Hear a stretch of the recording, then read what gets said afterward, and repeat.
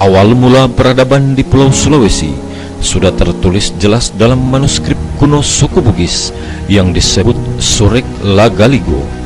Lagaligo menggunakan huruf aksara kuno Bugis yang dipertahankan suku Bugis selama ribuan tahun, ditulis pada daun lontar. Naskah Lagaligo ini merupakan epos terpanjang di dunia yang mengalahkan manuskrip dari India yang dikenal dengan Mahabharata. Dalam naskah epos Ilagaligo, peradaban di Pulau Sulawesi sudah terekam jelas bahwa kehidupan awal di Pulau Sulawesi berawal dari lembah kuno Buol Sulawesi yang lebih dikenal dengan Kerajaan Kuno Luwu. Jangan heran, di seluruh Pulau Sulawesi hanya di sini terdapat peninggalan megalitikum yang paling tertua. Dalam Surek Ilagaligo bahwa awal mula Pulau Sulawesi yang masih kosong didatangi oleh ribuan bahtera-bahtera besar, kapal besar dipimpin oleh seorang perempuan yang sampai hari ini belum ada yang mengetahui pasti siapa namanya, sehingga dalam epos Ilagaligo diberi gelar Puanglai Tokadiri. Dari sinilah awal mula peradaban Sulawesi, peradaban yang dimulai dari lembah kuno Buol, pusat langit yang disebut Patotoke, kemudian dibagi menjadi 3 bagian. Dunia atas langit, Boting Langi, mewakili kerajaan Bolaang. Dunia tengah, Alelino, Alekawa, mewakili kerajaan Ternate. Dan dunia bawah laut, Peretiwi, Buriliu, mewakili kerajaan Makassar. Dari ketiga kerajaan induk inilah kemudian terbentuk kerajaan-kerajaan yang menyebar di seluruh Pulau Sulawesi sampai Papua.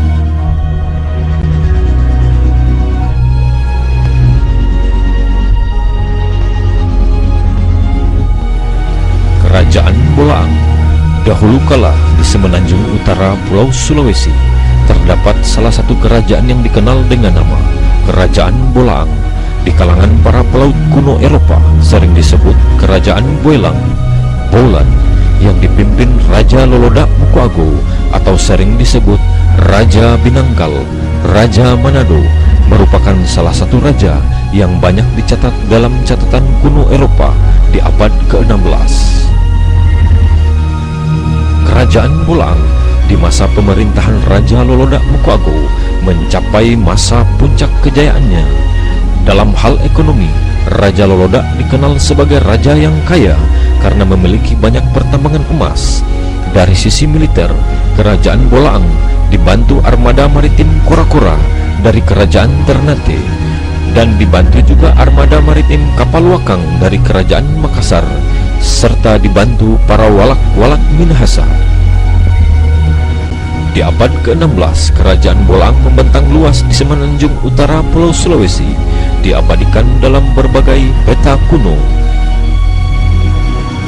Kerjasama dan hubungan diplomatik Kerajaan Bolaang, Kerajaan Ternate dan Makassar sudah sangat baik jauh sebelum datangnya Konsi Dagang VOC di Pulau Sulawesi. Rute pelayaran dan perdagangan Eropa menjadikan Kerajaan Bolaang berkembang sangat cepat dan strategis karena posisi rute pelayaran yang mengangkang 2 rute awal yang penting menuju pulau rempah-rempah yang tepat dari Cina dan Luzon melalui Mindanao, dan dari Malaka melalui Brunei, dan dari Kalimantan dikunjungi oleh kapal-kapal asing. Manado menjadi pusat perdagangan rempah di Sulawesi Utara. Manado adalah wilayah kerajaan Bolaang yang sangat strategis sebagai jalur perdagangan internasional. Penempatan 35 orang pegawai VOC dan pembangunan benteng Fort New Amsterdam Manado atas saran Raja Ternate kepada Raja Loloda menjadi kesempatan VOC untuk mulai melemahkan kekuasaan Raja Loloda di Manado. VOC akhirnya mulai menerapkan sistem politik divide et imperanya. Konflik yang terjadi di internal kerajaan Bolaang serta campur tangan VOC yang menggurita makin kuat terjadi pada saat perebutan tahta pengganti raja setelah Raja Loloda Mokoago meninggal di tahun 1698. Raja Jacobus Manopo dilantik 11 Juni 1706. Pengakuan atas kedaulatan Kompeni Belanda dan menetapkan bahwa raja dan pembesar-pembesar kerajaan diangkat oleh Kompeni dan kontrak melepas wilayah Minahasa serta membuat perjanjian Tanjung Poigar sebagai batas kerajaan Bolaang dan Minahasa. Raja Salomon Manopo dilantik 15 Januari 1735. Raja Salomon Manopo adalah salah satu raja Bolaang yang sempat diasingkan ke Cape Town, Afrika Selatan karena dianggap melanggar dan tidak mengikuti kontrak yang telah dibuat Raja Jacobus Manopo. Bermula dari banyak pelarian orang-orang Minahasa ke wilayah kerajaan Bolaang diakibatkan kacaunya pemerintahan para walak Minahasa, di antaranya Mayor Tololio yang terkenal kejam. Sejumlah besar orang Minahasa keluar dari wilayahnya menuju Bolaang. Raja Salomon Manopo membiarkan pengungsian orang Minahasa. Bahkan Raja Salomon Manopo memberikan pasukan makanan dan tempat untuk dibuka menjadi perkampungan.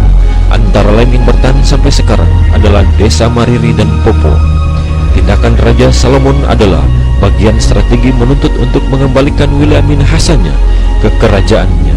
Namun akhirnya Salomon ditangkap dan diasingkan. Akibat dari tindakan Kompeni tersebut, banyak terjadi keributan di kerajaan Bolaang. Akhirnya Raja Salomon dikembalikan kembali ke kerajaan Bolaang dan dilantik kembali menjadi raja, tapi harus menandatangani kembali ratifikasi kontrak semula. Koleksi kontrak politik dan perjanjian lain oleh Belanda tertutup dari timur. Raja Bolaang tidak akan menuntut upeti lagi dari walak-walak tertentu di Minahasa. Dalam hal ini, Pasahan Ratahan Penusakan dan Tunsawang, Sungai Poigar ditentukan sebagai tanda batas antara Bolaang dan Minahasa. Batas itu membentang dari Poigar, Pontak sampai Buyat. Para ukung di Manado, termasuk Minahasa, tidak dibenarkan mengadakan tindakan apapun yang dapat merugikan kepentingan Bolaang. Akhirnya, kerajaan Bolaang dan Minahasa berpisah untuk selama-lamanya. Setelah berakhirnya pemerintahan Raja Loloda Mokoago atau Datu Binangkang selama 250 tahun, dimulai sejak era Raja Jacobus Manopo, kerajaan Bolaang berada dan telah melakukan kontrak dengan pemerintah Hindia Belanda menerapkan sistem pemerintahan kerajaan monarki.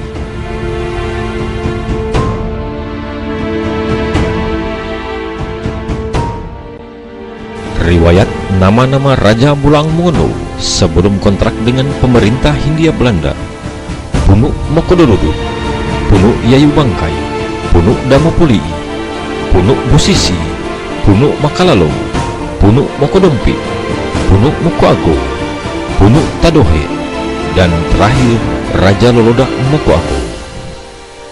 Daftar Raja-Raja Bolaang yang masuk sesuai kontrak pemerintah Hindia Belanda. Raja Jacobus Manopo dilantik sesuai kontrak 3 Oktober 1694. Raja Franciscus Manopo dilantik sesuai kontrak 31 Desember 1731. Raja Salomon Manopo dilantik sesuai kontrak 15 Januari 1735 dan 15 Maret 1756. Raja Egones Manopo dilantik sesuai kontrak 31 Januari 1767. Raja Emmanuel Manopo dilantik sesuai kontrak sekitar 1779 sampai 1780. Raja Cornelis Manopo dilantik sesuai kontrak sekitar 1823, Raja Ismail Cornelis Manopo dilantik sesuai kontrak 5 Februari 1829. Raja Jakobus Manuel Manopo dilantik sesuai kontrak 1 Februari 1833. Raja Adrianus Cornelis Manopo dilantik sesuai kontrak 8 September 1858. Raja Yohanes Manuel Manopo sekitar tahun 1862. Raja Abraham Sugeha Datu Pinonigat dilantik sesuai kontrak sekitar tahun 1880. Raja Redel Manuel Manopo dilantik sekitar tahun 1893. Raja Datu Cornelis Manopo dilantik sesuai kontrak 3 Oktober 1905 dan diwakili pemerintah agung Belanda, Controller Van Huysen.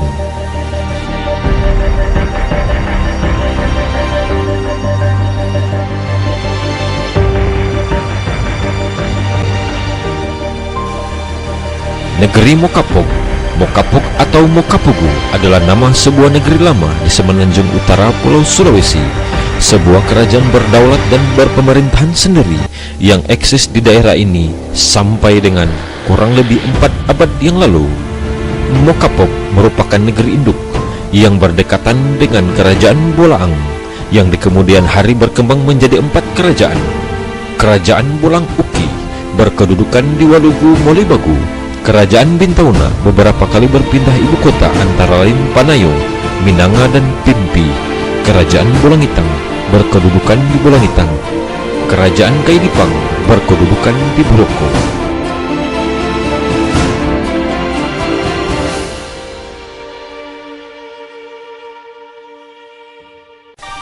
Daftar nama-nama Raja Bolang Uki sesuai kontrak Belanda. Raja Iskandar Budiman van Gobel dilantik tahun 1856 sampai dengan 1886. Raja Ali Akbar dilantik 1866 sampai dengan tahun 1895. William van Gobel dilantik tahun 1895 sampai dengan 1903. Raja Hasan van Gobel dilantik tahun 1903 sampai dengan 1911. Raja Yusuf van Gobel dilantik sebagai jogugu kerajaan. Data-data sejarah kerajaan Bolang Uki banyak yang hilang karena situs istana Komalik Bolang Uki di Molibagu dibakar oleh Permesta saat pergolakan politik di Indonesia. Kerajaan Bintauna. Kerajaan Bintauna masuk dalam kategori kerajaan kecil. Kerajaan Bintauna juga melakukan kontrak dengan pemerintah Hindia Belanda. Daftar nama Raja-Raja Bintauna: Paduka Raja Moreteo, Paduka Raja Datu, Paduka Raja Patilima Datun Solang, Paduka Raja Salmon Datun Solang, Paduka Raja Elias Datun Solang, Paduka Raja Toraju Datun Solang, Paduka Raja Serael Datun Solang, Paduka Raja Muhammad Toraju Datun Solang. Sejarah dan data kerajaan Bintauna banyak juga yang sudah hilang karena banyak terjadi kerusakan, termasuk pembakaran istana Komalik Raja Bintauna oleh tentara Permesta pada saat terjadi pergolakan politik di Indonesia. Kerajaan Kaidipang. Daftar nama-nama Raja Kaidipang: Raja Maurits Datu Binangkal Korompot sekitar tahun 1630, Tiaha I Korompot, Dadoli Korompot, Philips Korompot, Piantai Korompot, Antogia Korompot, Gonggala I Korompot, Tatu Korompot, William David Korompot sekitar tahun 1770 sampai 1817, Torur Korompot 1817 sampai dengan 1835, Tiaha II Korompot 1835 sampai dengan 1863, Muhammad Nurdin Korompot 1863 sampai dengan 1866, Gonggala II Korompot, Mackenzie Raja Mintang 1866 sampai dengan 1898, Louis Korompot 1898 sampai dengan 1908, Mahmud Manopo Korompot Atunggia 1908 sampai dengan 1910, Membuingo Rapeo 1910 sampai dengan 1912, Raja Samsuit Punto tahun 1912 merupakan raja terakhir yang menggabungkan kerajaan Kaidipang dan kerajaan Bolangitang.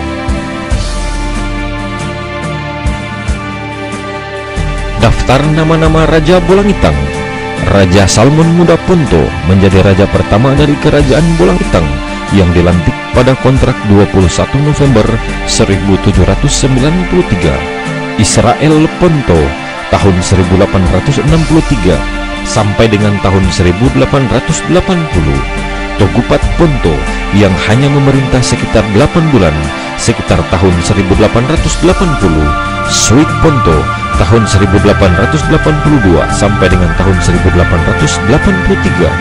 Bonji Ponto tahun 1883 sampai dengan tahun 1907. Sinyo Ponto sebab pejabat sementara tahun 1907 sampai dengan tahun 1909. Sweet Ponto tahun 1909 sampai dengan tahun 1912.